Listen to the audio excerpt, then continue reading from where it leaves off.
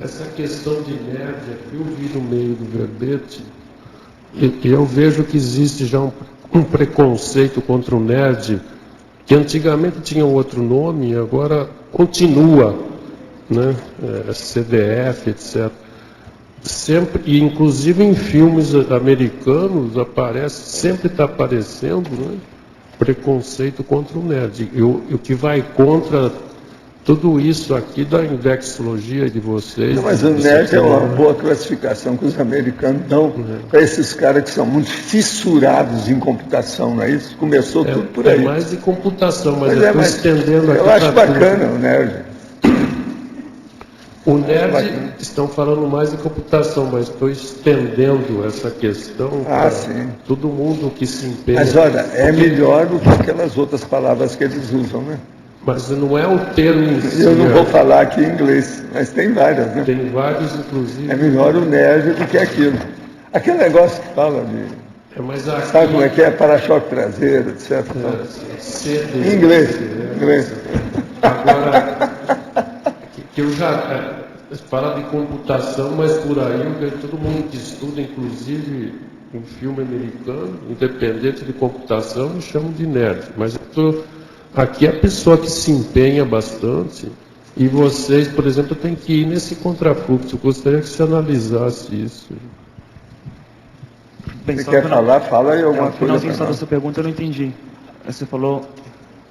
Existe um preconceito da pessoa muito estudiosa, também chamado de nerd e outras coisas. Sei, mas isso, ó, desde que o homem é homem, que a mulher é mulher... Mas como que você analisa essa atitude das pessoas? É o caixa-docos. Antigamente era o caixa-docos. Tem uma questão, até na questão da Invex, que é interessante, que normalmente o nerd também é usado para pessoa que tem pouca habilidade social, muitas vezes, porque fica muito envolvida no estudo, né? Agora, por exemplo, no caso do inversor, no meu caso, por exemplo, muitas vezes eu não me relacionava com as pessoas porque os interesses delas eram totalmente diferentes dos meus, né? Então eu tinha esse caráter de nerd, de antissocial, porque eu não queria ir para balada, encher a cara de cerveja, etc. Né? Então tem esse ponto também que, até certo ponto, é positivo, né? Você ser considerado a parte desse grupo, né? Do outro lado. Agora, só uma outra coisa aqui, na página 20, Patologia, a penúltima linha, a inteligência emocional na profilaxia de disfunções afetivas desde a adolescência.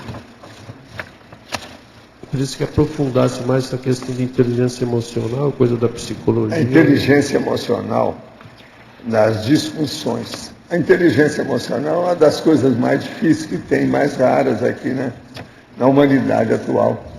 E geralmente não há muita inteligência emocional, há ignorância emocional. Agora, o que se passa? Quando a pessoa já tem um pouco mais de discernimento mental soma, ela começa a ter a inteligência evolutiva.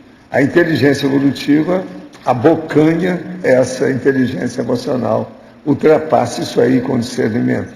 Se isso ocorre quando a pessoa tem um pouco mais de maturidade, precocemente, prematuramente, antes da hora, de maneira antecipada, essa dá uma profilaxia das disfunções afetivas.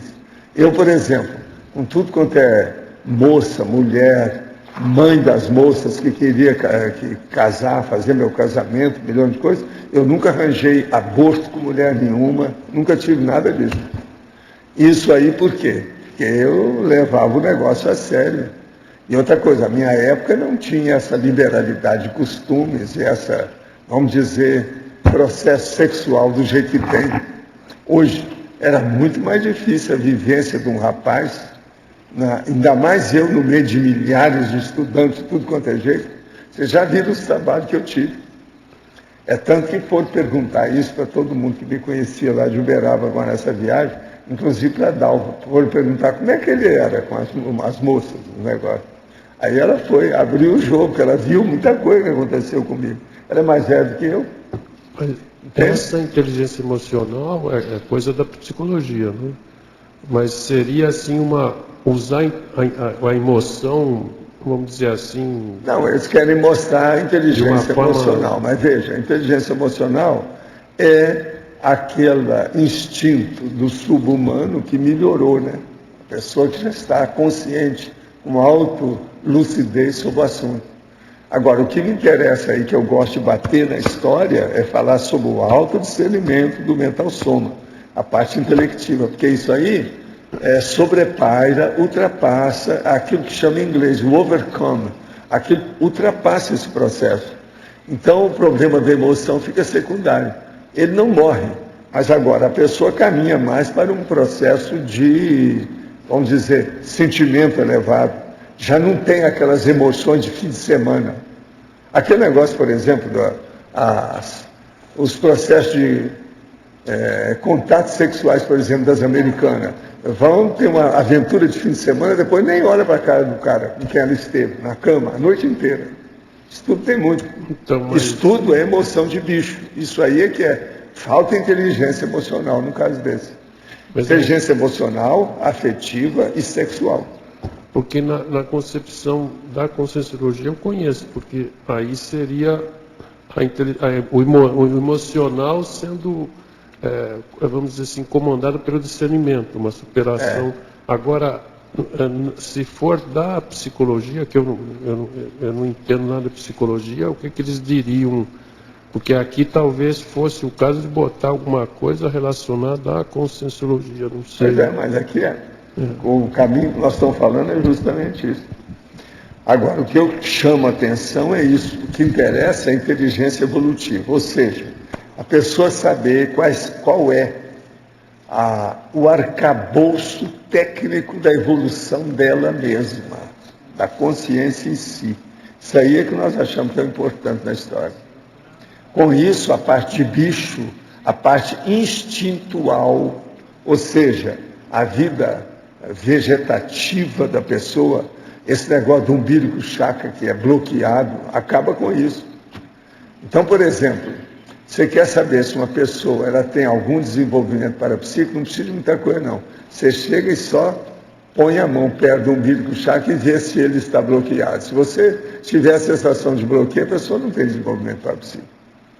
A primeira coisa que tem que limpar é aqui. Agora, depois ela começa a sentir as coisas na mão, no dedo. A primeira sensibilidade que vem com as energias é na mão. E aquilo vai caminhando. Agora, a maioria, principalmente mulheres, começa a sentir o negócio mais pelo cardiochakra, que é um processo ainda de bicho, que é o resultado do problema instintual da vida subhumana. Agora, gente, eu vejo isso com tanta assim, lógica, com tanta racionalidade, a coisa tão óbvia, tão evidente. Só não vê isso quem não quer. É só ponderar que a pessoa vai ver. Agora, por que é que eles levantam tanto o problema de emoção, de vida? Romantismo, a arte, o processo da imaginação, a tendência, vamos dizer, juvenil e infantil do processo emotivo, da superfície das coisas, que não leva, não há aprofundamento, não há pesquisa do processo. Então é a arte. Agora veja, do jeito que nós temos essa herança instintual do proto-reptiliano, nós temos também uma herança do artesanato dessas pessoas que passaram sem ter noção lógica e racional, científica de investigação e pesquisa mais lógica. Então, o artesanato antigo corresponde ao instinto. Então, todo mundo que mexe com artesanato, que é o processo da arte, essa coisa toda, nada mais é do que a manifestação material, palpável, do processo instintual dela, levado para a materialização de um produto, de algo que ela esteja construindo. Artesanato e instinto está tudo junto. Igualzinho o processo o problema do subhumano, está entendendo? Com o processo da pessoa, por exemplo, da antiguidade. A mesma